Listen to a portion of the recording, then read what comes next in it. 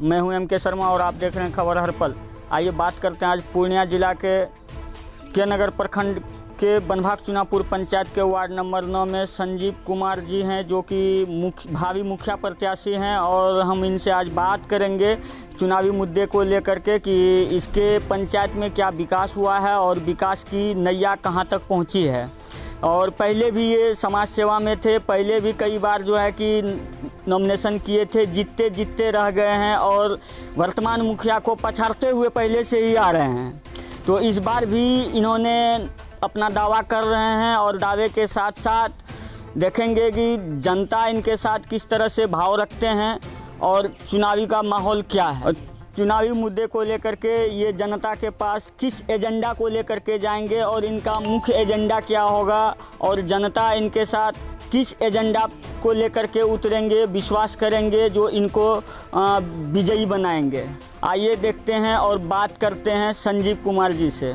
संजीव जी, आपका बहुत बहुत स्वागत है कौन बनेगा मुखिया कार्यक्रम के तहत। मेरा नाम संजीव कुमार झा, प्रत्याशी मुखिया का बनभाग चुनापुर पंचायत के नगर प्रखंड के वार्ड नंबर 9 से मैं बोल रहा हूँ। मेरा घर यहाँ है। अपने सारे पंचायत के लोगों का हार्दिक अभिनंदन करते हुए सभी से यह शुभकामना लेना चाहता हूँ कि इस बार मेरी जीत सुनिश्चित करे।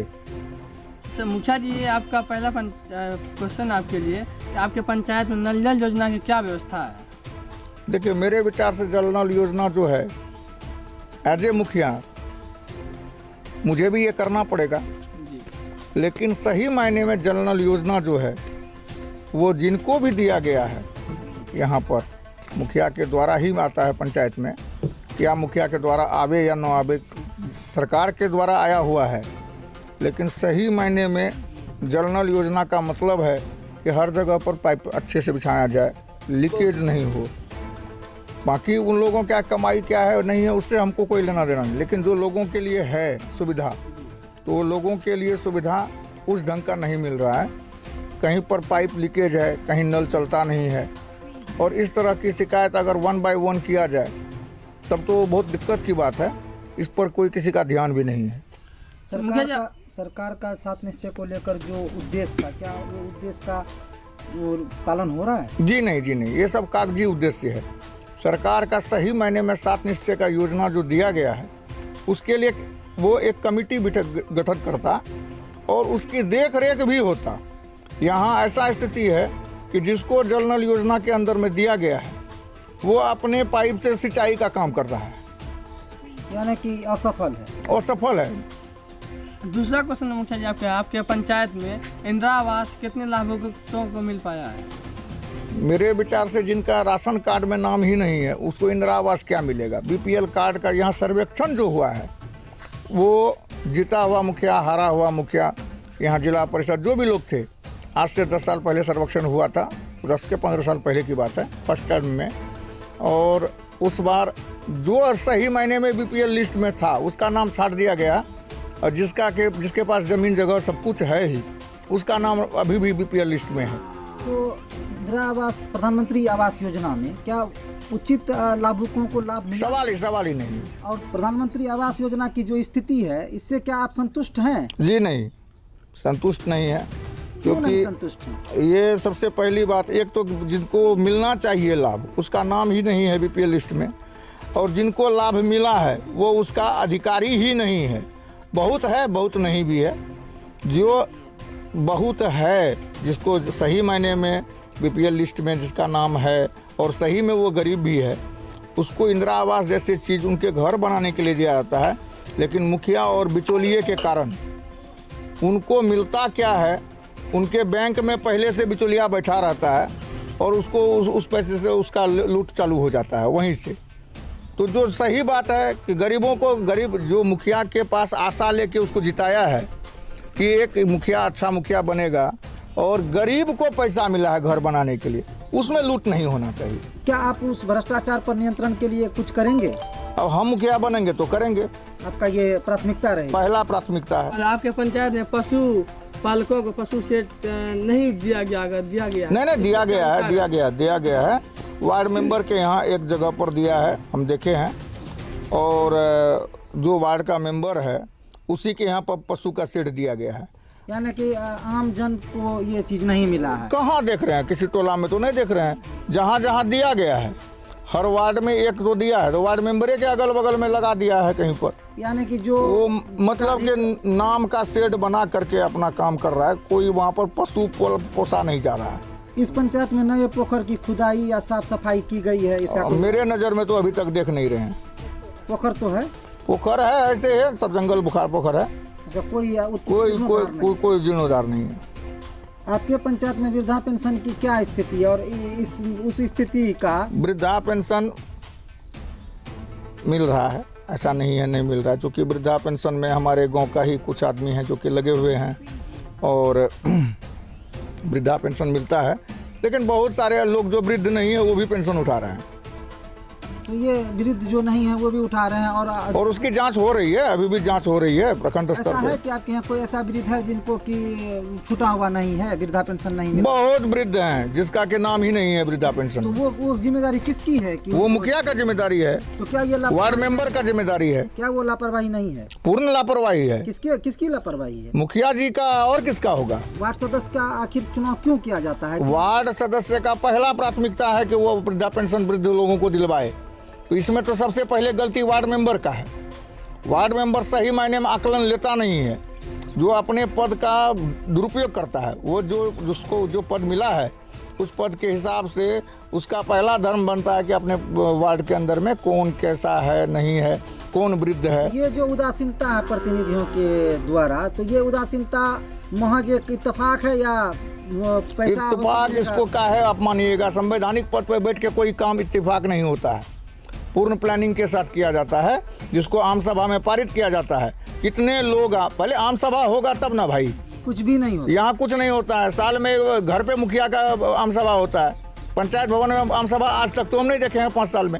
फॉर्म पूरा किया ही नहीं जाता है, सवाल ही नहीं है। लेकिन कार्य हो रहा है। काम तो सब हो रहा है, मुखिया जी के द्वारा जो काम होना है सब हो रहा है।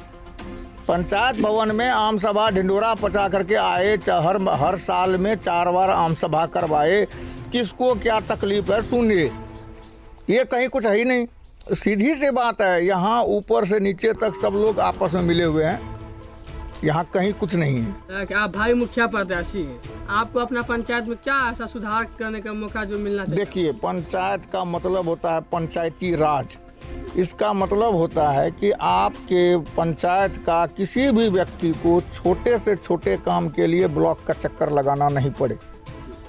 उसको जितनी भी सुविधाएं हैं पंचायत में दी जाती है वो उसको पंचायत भवन में प्राप्त हो जाए, वो हो ही नहीं रहा है। जो पंचायती राज के जो मेन कारण है, पंचायती राज में सबसे पहले होते हैं छोटे छोटे चीज़, ज़मीन का रसीद कटाना हो, चाहे जाति निवास आय बनाना हो। वाईफाई लगा हुआ है, कोई काम नहीं है। कंप्यूटर रखा हुआ है, कोई काम नहीं है। यहाँ काम ही नहीं है कोई। आपके पंचायत में क्या सुधार की आवश्यकता लग रही है जिससे पंचायत की स्थिति में बदलाव हो जाएगी? जो मुखिया के पास पावर है, जो मुखिया को दिया जाता है संवैधानिक पावर, वो अपने शक्ति के आधार पे पंचायत में हर वो कार्य सुधार किया जा सकता है जो कि पहले से नहीं हुआ है। सबसे पहली बात है शिक्षा। हमारे स्कूल में बच्चे पढ़ने आते हैं, किसको क्या शिक्षा मिल रहा है नहीं मिल रहा है, मुखिया जी का धर्म बनता है कि एक बार उसको भी ध्यान में देखा जाए। शिक्षा, स्वास्थ्य, हमारे यहाँ एक पीएससी भी है, लेकिन पीएससी में डॉक्टर साहब आते हैं, थोड़ी देर में गायब हो जाते हैं, वहाँ भी कोई ध्यान नहीं है। तो ये सब तो स्वास्थ्य का भी काम है। तीसरा है इंदिरा आवास वगैरह, जो भी लाभुकों को मिलने वाला चीज़। तो आम सभा होगा तब ना किसी को पता चलेगा, आम सभा है ही नहीं। तो ये सब चीज़ तो मुद्दा है ही। शिक्षा का स्थिति क्या है? बहुत दयनीय स्थिति है। स्कूल में लोग मिड डे मील खाने के लिए जाते हैं, पढ़ने कहाँ जाता है? ग्राम पंचायत का इस पर कोई नियंत्रण नहीं है। पहले मुखिया जी को अपने खुद जनमन गाने के लिए समय नहीं मिलता है। 15 अगस्त और 26 जनवरी को ही आते हैं, जो सही बात है। क्षेत्र में कोई दौरा नहीं। कहाँ है? मुखिया जी का अगर काम होता है कि कम से कम पंचायत स्कूल में एक दिन स्कूल में सारे मास्टरों के साथ मीटिंग लें, कैसा पढ़ाता है, क्या पढ़ाता है, उसको देखेगा ना। देखने का भी नहीं है। क्या कर आप जनता को क्या अपील करना चाहते हैं? देखिए, हम थोड़े से वोट से आ रहे हैं और हम अपील यही करेंगे कि हमको उस थोड़े से वोट से जिता देंगे। आप लगातार 10 वर्ष से क्षेत्र में जनसेवक के रूप में रहे। सबसे पहली बात 5 साल से पाँच 5 साल से। से पिछले बार हम लड़े थे और बहुत ही कम वोट से हारे थे। तो इतने वोट हम लाए थे तो इसका मतलब कि है लोगों का मेरे ऊपर विश्वास था कि इतने जो जीतते जीतते रह गए वो तो नसीब का खेल है, वो जीतते रहना वो अलग बात है। जो अधूरे कार्य हैं अगर आप मैं जीतूंगा तो ये पंचायत का नक्शा बदल जाएगा, आपके पास एजेंडा है। जरूर। आपके पंचायत के वर्तमान में भी मुख्य समस्या क्या है? मुख्य समस्या जल जमाव है, रास्ता नहीं है, बहुत सारी जगह पर रोड नहीं, रोड का दिक्कत है। भूमि विवाद तो खैर बहुत बड़ी बात है। यहाँ हर शनिवार को थाना में लगता है सीओ का मीटिंग, जनता दरबार, लेकिन वहाँ भूमि विवाद बहुत कम जाता है। क्योंकि जो देखिए जो जड़ की बात है वो गांव में होता है, समाज में बिठा के हो जाता है, लेकिन वहाँ हो नहीं रहा है। आपके पंचायत में जो नल जल योजना जो है उससे कितना % संतुष्ट है आपके यहाँ पंचायत की जनता? हम कहाँ देख रहे हैं, हमको तो लगता है 50% होगा संतुष्ट। आप संतुष्ट हैं कि नहीं? हम तो बिल्कुल नहीं है, क्योंकि हमारे ही दरवाजा पर लीक है, हम उसको खुद बांधे हैं ट्यूब से। आप उसको सुधारने के लिए क्या नहीं पहल की? हम 2 बार पहल किए। अब जीते हुए मुखिया हमको भले ध्यान देगा। क्या परिचय हुआ आपका? मेरा नाम संजीव कुमार झा, ग्राम पंचायत चुनापुर, बनभाग चुनापुर, वार्ड नंबर 9, भावी मुखिया प्रत्याशी है।